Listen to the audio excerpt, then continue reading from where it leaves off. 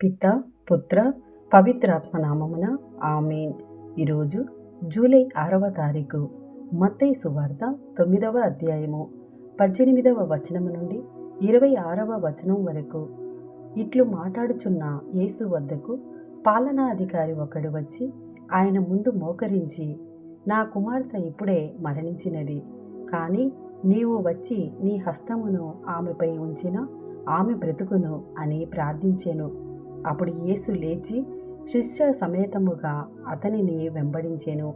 అప్పుడు 12 ఏండ్ల నుండి ఎడతెగక రక్తస్రావమగుచు బాధపడుచున్న ఒక స్త్రీ వెనుక నుండి వచ్చి యేసు అంగీ అంచును తాకెను.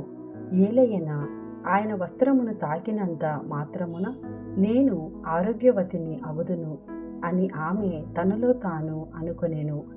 యేసు వెనుకకు తిరిగి ఆమెను చూచి, కుమారి, ధైర్యం వహింపుము, నీ విశ్వాసము నిన్ను స్వస్థపరిచెను అని పలుకగా ఆమె ఆ క్షణముననే ఆరోగ్యవంతురాలయ్యెను.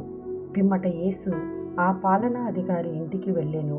అచ్చట పిల్లన గ్రోవిని ఊదడి వారిని, అలచడిగా ఉన్న జన సమూహమును చూచి, మీరందరూ ఆవలికి పొండు, ఈ బాలిక మరణించలేదు, నిద్రించుచున్నది అని పలికెను. అందులకు వారందరూ ఆయనను హేళన చేసిరి. మూగియున్న జనసమూహమును వెలుపలకు పంపి యేసు లోపలకు వెళ్ళి ఆ బాలిక చేతిని పట్టుకొనగా ఆ బాలిక లేచెను.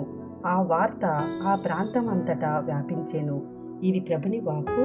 సర్వేశ్వరునికి వందనములు.